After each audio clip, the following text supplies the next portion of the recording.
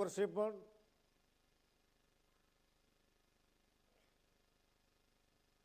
દમણમાં વિવેકાનંદ ઓડિટોરિયમમાં આ પ્રકારનો એક કાર્યક્રમ થયો હતો. આ કાર્યક્રમમાં મૂળભૂત હેતુ જે પ્રવેશ મેળવે છે એને પ્રેરણા આપવી અને જે પાસ થઈ અને પોતાની કારકિર્દીમાં આગળ વધે છે એને શુભકામનાઓ આપવી, એનો સમન્વય છે. આ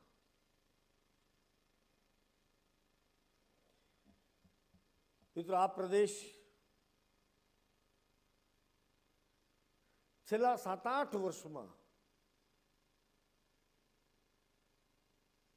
જ્યાં સુધી શિક્ષણને લાગે વળગે છે ત્યાં સુધી નવા આયામોને સિદ્ધ કરી રહ્યું છે. કદાચ આ મારા વાલા વિદ્યાર્થી ભાઈઓ બહેનોને કદાચ આ પ્રદેશની સ્થિતિ વિશે કદાચ અંદાજ નહીં હોય. 7 વર્ષ પહેલાં કદાચ અહીંયા જે લોકલ છે, જે નર્સિંગમાં હશે અથવા તો મેડિકલ કોલેજમાં જેને પ્રવેશ મેળવ્યો છે, સ્થાનિક લોકો, એ વખતે કદાચ એ સ્ટેન્ડર્ડ 8-9ના સ્ટુડન્ટ હશે એ લોકો, અથવા તો બહુ તો 10થના. એમને આ પ્રદેશની સ્થિતિ વિશે એસેસ કરવાની ક્ષમતા પણ નહોતી. એમને પોતાના ઉજ્જવળ ભવિષ્ય માટે નિરંતર ચિંતા હતી કે મારા ભવિષ્યનું શું થશે. દરેક બાળકને પોતાના સ્વપ્ન હોય છે. માત્ર બાળકના નહીં, મા બાપના પણ અરમાન હોય છે, એમના પણ સ્વપ્નો હોય છે કે મારું બાળક ઉચ્ચ અભ્યાસ કરી પોતાની ઉજ્જવળ કારકિર્દી બનાવે. પણ એ બધું સંભવ ક્યારે બનતું હોય છે કે જ્યારે એના માટેની અનુકૂળતાઓ હોય, એના માટેની સુવિધાઓ હોય. ઘણી વખતે બાળકમાં ક્ષમતા હોય, મા બાપની ઈચ્છા પણ હોય, પણ આર્થિક સંકળામણ હોય, જેના કારણે મા બાપ પોતાના બાળકની ફી ભરવાની પણ એમની ક્ષમતા કદાચ પર્યાપ્ત ન હોય. બની શકે સેન્ટ્રલ કોટામાં એડમિશન જ્યારે અહીંયાથી મેડિકલમાં મળતું, કોઈને કેરાલા મળે, કોઈને આસામમાં મળે. ऐसा ही होता था ना डॉक्टर दास? यहाँ लोगों को पता होगा. પોતાના બાળકને અહીંયાથી ગોહત્ય મોકલવું, કોઈના પોતાના બાળકને કેરાલા મોકલવું, મા બાપને કદાચ અનુકૂળ ઓછું આવતું હોય. અને એમાં વિશેષ કરીને જ્યારે દીકરીને મોકલવાની આવે ત્યારે મા બાપને વિશેષ ચિંતા થતી હોય. અને મને એમ લાગે છે કે આખી એક પેઢી, એક જનરેશન ઉચ્ચ શિક્ષણથી વંચિત રહ્યું છે. એમ કહું તો કદાચ કશું ખોટું નથી. આ જ મેડિકલ કોલેજ, આ જ ડિગ્રી એન્જિનિયરિંગ કોલેજ, આ જ IIIT,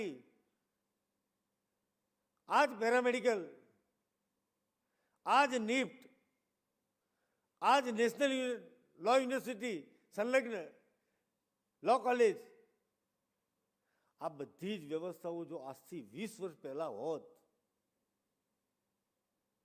તો અમારા દેસાઈ, અમારા રાકેશભાઈ, અમારો દીપક પ્રધાન કાં તો ડૉક્ટર થયા હોત, કાં તો એન્જિનિયર થયા હોત, જિલ્લા પંચાયતના સભ્ય ના હોત.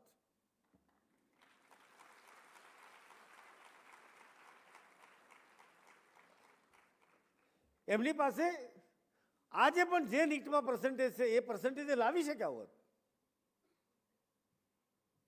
મિત્રો, તમારા ઉજ્જવળ ભવિષ્ય માટે સમગ્ર સિલવાસા સાથે અન્યાય થયો છે એમ કહું તો કશું ખોટું નથી.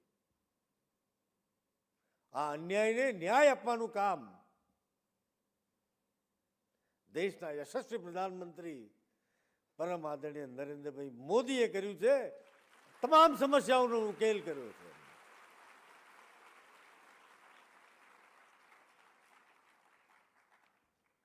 મિત્રો વળખા મારતા હતા, 2 સીટ, 5 સીટ, 4 સીટ. મને એવી પણ ખબર છે, શાસનિક વ્યવસ્થામાં બેઠેલા કેટલાક અધિકારી મિત્રો ભૂતકાળમાં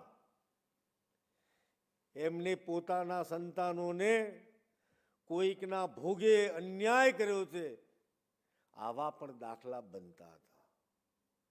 આજે સંપૂર્ણ પારદર્શિતા સાથે, કોઈની સાથે અન્યાય નહીં, રિઝર્વેશન પોલિસી, કોને ક્યારે કેવી રીતે એડમિશન મળશે એની બિલકુલ પારદર્શિતાથી એડમિશનની પ્રક્રિયા કરવામાં આવે છે.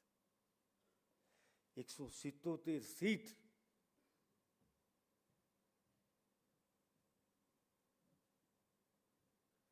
નટુભાઈએ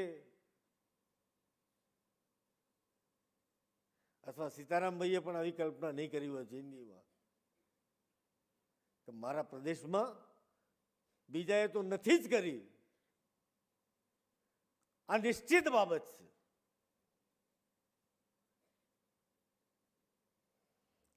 પણ મિત્રો, આ જેના હૃદયમાં સતત વિદ્યાર્થી છે,